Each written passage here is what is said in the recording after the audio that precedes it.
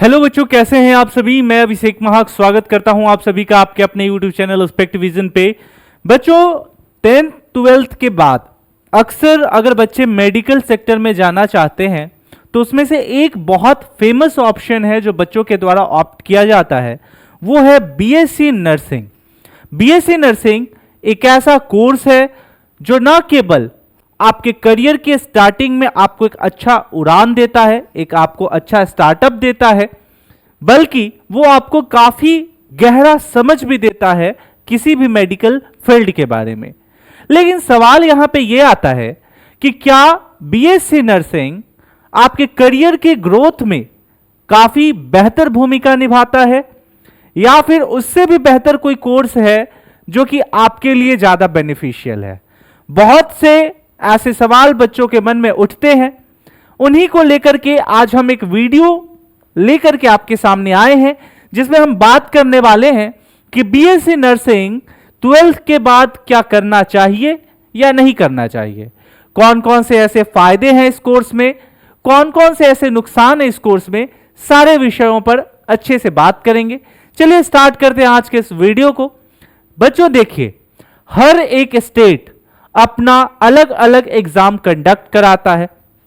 आप BSc nursing जो है सीयूईटी जैसे एग्जाम के माध्यम से भी कर सकते हैं, लेकिन जनरली हर एक स्टेट, चाहे वो स्टेट बिहार हो, उत्तर प्रदेश हो, मध्य प्रदेश हो, हरियाणा हो, ठीक है, इस तरीके से कोई भी एक स्टेट वो अपना अलग अलग एग्जाम कंडक्ट कराता है। उत्तराखंड हो, वेस्ट बंगाल हो, तो बच्चों आपको एंट्रेंस एग्जाम देना पड़ता है और हर एक स्टेट का अपना जो है वो एलिजिबिलिटी क्राइटेरिया होता है।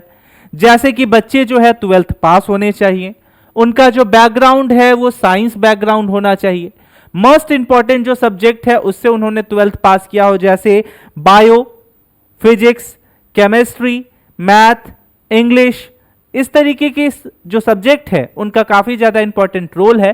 साथ में एज लिमिट देखने को भी रहता है कि 17 साल कम से कम न्यूनतम आयु उनका हो जाना चाहिए। अधिकतम कहीं कहीं 35 वर्ष भी देखने को मिलता है जिसमें एज रिलैक्सेशन जो है वो शामिल है। वहीं पे अगर बात करें तो कभी कभी ये भी हो जाता है कि आपका 12th में एग्रीगेट मार्क्स 40 से 45% या 40 से 50% के लगभग होना चाहिए। ये कैटेगरी वाइज जो है ये डिफर करता है। तो ये सारा आपने अभी तक जाना होगा कि ये क्राइटेरिया होता है। उसके बाद आप हर वर्ष, जैसे मार्च से मई के महीने के बीच में फॉर्म निकलता है, अपना अपना यूनिवर्सिटी, हर एक स्टेट का यूनिवर्सिटी जो है ये फॉर्म रिलीज करता है, बच्चों के द्वारा वो फॉर्म भरा जाता है और फॉर्म भरने के बाद आपका एग्जाम होता है, देन रिजल्ट आने के बाद काउंसलिंग होता है और एडमिशन की प्रक्रिया प्रारंभ हो जाती है। कई ऐसे राज्य हैं जो मैंडेटरी गवर्नमेंट कॉलेज लड़कियों के लिए रिजर्व रखते हैं, जैसे मध्य प्रदेश, और इसमें क्या है कि मध्य प्रदेश से आप बीएससी नर्सिंग करोगे तो आपके गवर्नमेंट जॉब फिक्स्ड है। तो ऐसे हर एक स्टेट का अपना अपना जो है वो पूरा फॉर्मेट है एग्जाम को लेकर के। लेकिन बच्चों सवाल यहां पे यही आ जाता है कि क्या बीएससी नर्सिंग जो है वो बेनिफिट रखता है या नहीं रखता है। चलिए बात करते हैं इसके बारे में भी, लेकिन सबसे पहले आप सभी बच्चों से मैं रिक्वेस्ट करूंगा कि ये व्हाट्सएप ग्रुप बच्चों आप सभी को ज्वाइन कर लेना है। इसका लिंक डिस्क्रिप्शन में पिन कर दिया गया है और वहां से आप जाकर के ज्वाइन कर सकते हो। बेनिफिट क्या होगा?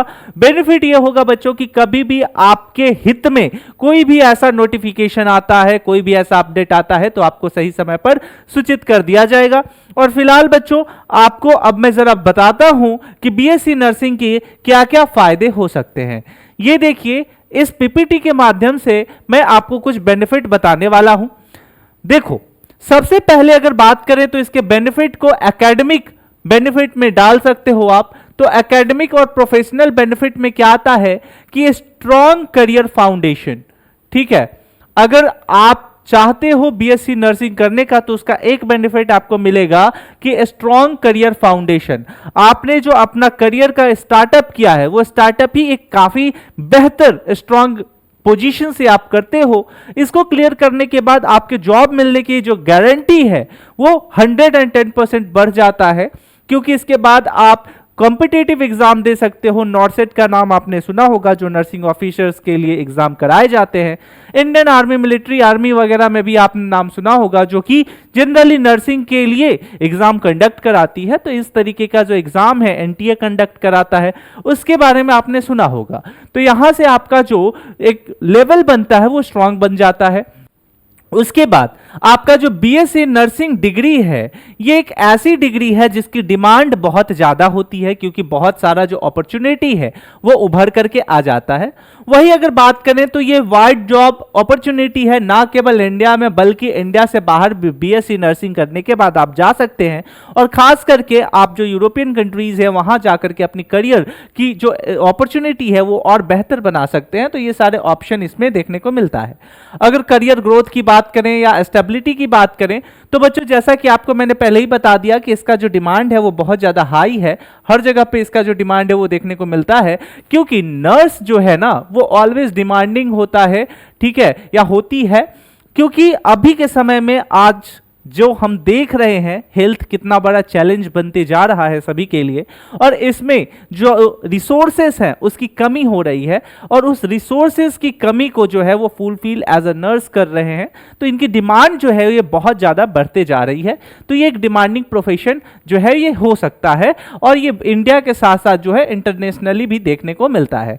जॉब सिक्योरिटी, नो डाउट इसमें जॉब सिक्योरिटी जो है वो बेहतर है, क्योंकि हेल्थ केयर में जनरली क्या होता है कि हेल्थ केयर फील्ड में कभी भी आप बढ़ोगे तो वहां पे जो जॉब सिक्योरिटी है वो स्टेबलाइज्ड देखने को ज्यादा मिलती है in compare to non health sector, ठीक है। उसके बाद अगर बात करें तो यहां पे आप अपने करियर को और भी बेहतर तरीके से जो है वो प्रमोट कर सकते हो। जैसे कैसे, तो यहां पे देखो प्रमोशंस भी होते हैं। प्रमोशन कैसे, you can grow from staff nurse, ठीक है, स्टाफ नर्स से जो है आप वार्ड सिस्टर, ठीक है, देन आफ्टर आप nurse superintendent and chief nurse officer जैसे जो पोस्ट है, ये आप धीरे धीरे अपने करियर के स्टार्टिंग से लेकर के एक्सपीरियंस तक में आपको ग्रोथ मिलेगा।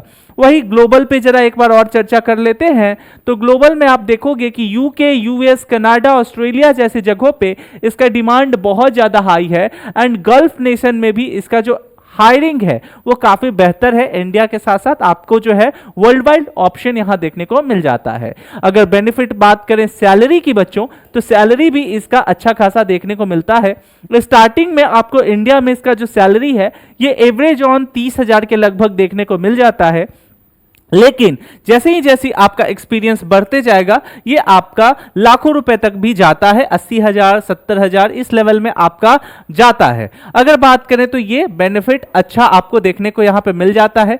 स्कॉलरशिप अपॉर्चुनिटी, दूसरी चीज कि आप अगर बीएससी नर्सिंग करते हो तो बीएससी नर्सिंग करने के लिए आपके पास बहुत से ऐसे स्कॉलरशिप है जो आपको गवर्नमेंट के द्वारा प्रोवाइड कराई जाएगी। जैसे एक स्कॉलरशिप जो है हर साल निकलता है, इस साल भी लास्ट 31 अक्टूबर है, और मैंने जितने भी बच्चे हैं सबको बता दिया था, जिसको हम एनएसपी बोलते हैं, नेशनल स्कॉलरशिप पोर्टल। इस पे जाकर के लास्ट डेट जो है 31 अक्टूबर है, और 31 अक्टूबर से पहले बच्चों आपको जो है अप्लाई कर देना है, क्योंकि इसके बाद बच्चों आपको जो है 2025-26 सेशन के लिए अपॉर्चुनिटी देखने को यहां पे नहीं मिलेगी। तो ये हर साल निकलता है। बहुत से ऐसे राज्य सरकार हैं जो अपॉर्चुनिटीज देते हैं। अब मध्य प्रदेश की ही अगर मैं बात करूं तो मध्य प्रदेश में आप देखोगे कि वहां पे लड़कियों के लिए रिजर्व कर दिया जाता है गवर्नमेंट कॉलेज। देन आफ्टर जब आप करते हो तो आपको 7 से 8 साल तक का एक बॉन्ड साइन करना पड़ता है, जहां पे आप सर्विस करोगे गवर्नमेंट सरकार के ऑफिशियल जो है उसके अंडर में। और अगर आप अपना करियर अपॉर्चुनिटी और बेहतर करना चाहते हो तो उसके लिए भी आपको विकल्प दिए गए हैं। तो ये सारी चीजों को आपको यहां पे ध्यान रखना होगा। साथ में ही आपको सोशल बेनिफिट भी देखने को मिलेगा, आपको एक रिस्पेक्ट मिलेगा, आपको एक जो समाज में है वो इज्जत मिलेगी, क्योंकि ये एक ऐसा सेक्टर है ना बच्चों जो आपको कम उम्र में एक स्टेबलाइज्ड जो है ना वो एरिया प्रोवाइड करके देता है। तो ये काफी बेहतर ऑप्शन आपके लिए हो सकता है।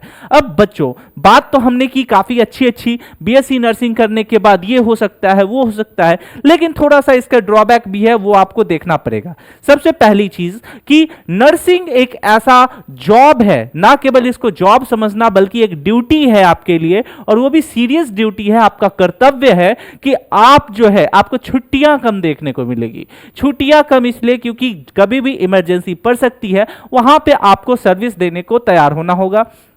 दूसरी चीज कि आपके कंफर्ट जोन में जरूरी नहीं है कि आप 24 घंटे अपने कंफर्ट में रहो, कभी कभी आपको अपने कंफर्ट से अनकंफर्टेबल जोन में भी आना पड़ेगा, क्योंकि इमरजेंसी केस जो है वो कभी भी आ सकता है। वर्क प्रेशर जैसे जैसे आपका पोस्टिंग होते जाएगा, वैसे वैसे प्रमोशन होते जाएगा, वैसे वैसे आपका जो वर्क प्रेशर है वो भी बहुत ज्यादा हाई होते जाएगा। तो इन सारी चीजों को आपको ध्यान से समझना है, क्योंकि भाई बीएससी नर्सिंग अगर आप कर रहे हो तो अपने साथ कोई भी अगर बेहतर चीज हो रहा है तो कहीं ना कहीं उसका कुछ ड्रॉबैक देखने को मिलता है। आई होप कि ये वीडियो आप सभी के लिए काफी ज्यादा यूजफुल रहा हो। बच्चों कमेंट सेक्शन में जरूर बताइएगा कि ये वीडियो आप कहां से देख रहे हो और ये वीडियो आपको कैसा लगा। मिलते हैं अगले वीडियो में, तब तक के लिए स्टे सेफ, टेक केयर, जय हिंद।